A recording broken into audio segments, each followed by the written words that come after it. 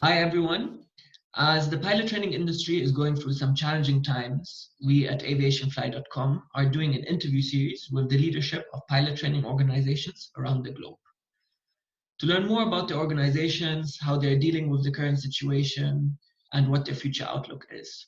All the interviews are being posted on LinkedIn, and you can find other interviews on my profile if you click on Activity and Posts. Today, I have the pleasure to speak with Vincent Ong, President and owner of Airworks Aviation Academy, one of the largest pilot training academies in the Philippines, training both Filipino and international students, with a fleet of over 21 training aircraft. Hi, Vincent. Thank you for sharing your Hi, insights. Max. Please tell us Yeah. more about your organization. Well, our organization, Airworks Aviation Academy, has basically been in this business for 27 years. We're based out of a Class B airport called Mactan International Airport. We're, I think, the biggest international flight school in the Philippines. We have students from 30 different countries. Like you mentioned, we have a fleet size of 21.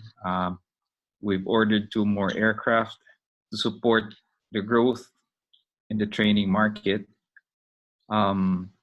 We do have this year we've also expanded our student housing facilities. So we're quite bullish about the training industry in the long term and medium term.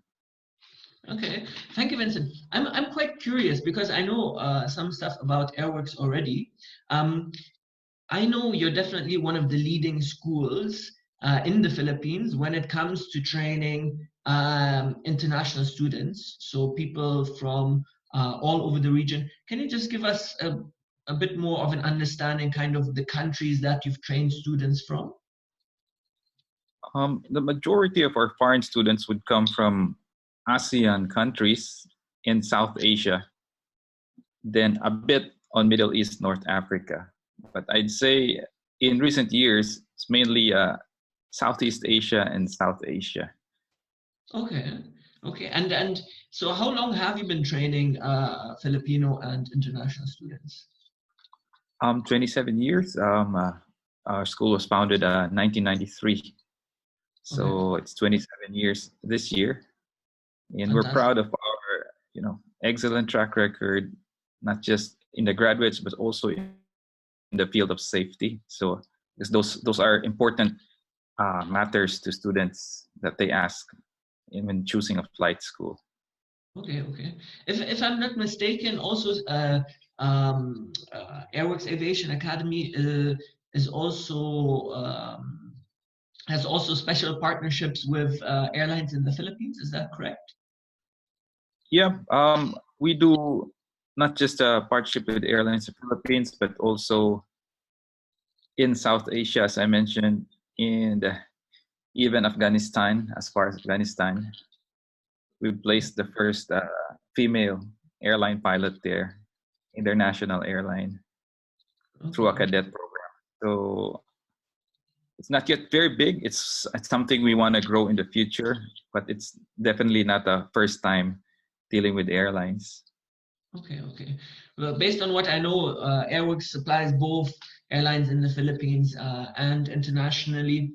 So just before this whole kind of COVID situations, Airworks, based on my understanding and what I've seen in the news and what I know about the training platform, has seen growing demand by airlines for pilot graduates and has also seen growing enrollment numbers over the past 2 years. So just before this whole COVID situation has really affected everyone globally, could you tell us a bit more about where Airworks has been in terms of your enrollment numbers looking in regards to your historical enrollment numbers? Actually, if you talk about the past 5-7 years, it's been really growing year on year robustly. And specific to 2020, it was headed to another banner year, considering 2019 was a new banner year for us. But 2020 alone, the first 2 months and 3 months in enrollment was even much, much higher, like the last year, easily about 35% higher. And, revenues also much higher. Bottom line, we were headed to another banner year before this whole COVID thing stopped us, and largely it was in support of the what the government wanted. But bottom line, if the government didn't institute a flight ban, the students wouldn't have stopped flying. Yes. So they were that committed, and yeah, you could say we didn't see this coming because we were confident that, since COVID is not that much of an issue where we're located from. But yes, once the government came up with a blanket ban, that's when things really started changing, and embassies started calling their students. The students were initially skeptical. No, we just want to hang out here. This is gonna, if it's gone in a month, we'd rather stay here. But world leaders got panicky and started sending their own chartered flights, Boeing 777s, Airbus 350s to our airport, and then so they just sort of obeyed their embassies and went home. But otherwise, they were all good. Okay. So I think for everyone watching to understand, so you're located at on the island of Cebu in the Philippines, which is a leading international airport, and also which is surrounded by beautiful beaches. I think it must be one of the most beautiful places in the world to do your pilot training at. So I do understand why some students most probably indicated their interest to stay at Airworks, even though the embassies encouraged them to travel back to their home country. So what you were saying just now is essentially that in the Philippines, the government has come out and has said all flight schools have to stop operating. How long is this ban for? I think we can't tell for sure. It depends on the COVID-19 stats that the government is monitoring. But I'm hoping we could restart sometime May, if not June. But that's as far as my crystal ball can see. Okay. But I'm hoping not very long because people want to work, people want to get back to their normal lifestyle. So okay, and I think also for everyone watching to understand, so actually the Philippines until now has reported a very low number of cases. Most of these cases are actually in the capital city, Manila, because the government has also been very strict in terms of introducing a lockdown. The country was already quite familiar with wearing face masks due to a volcanic eruption next to the capital city earlier in the year.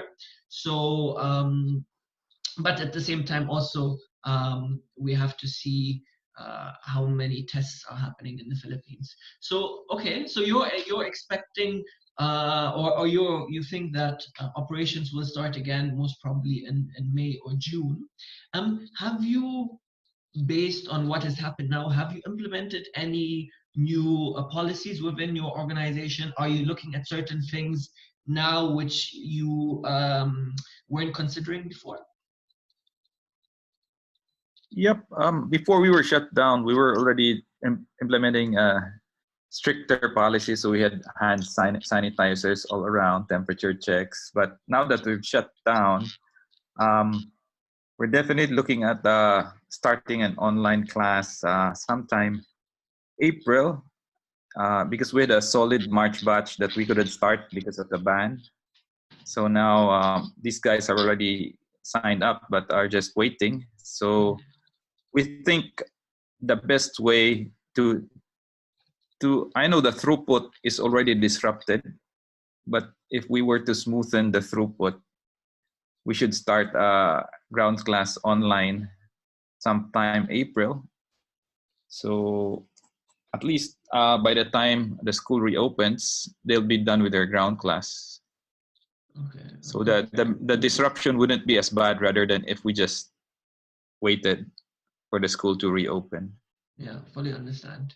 Okay, well, really thank you for sharing your insights. And what do you think, what is your kind of future outlook for Airworks Aviation Academy, for the Philippines and for the region in terms of pilot training and the demand for pilots, both from the airline industry and from the general aviation industry? I think moving forward, I still think see a very bright future.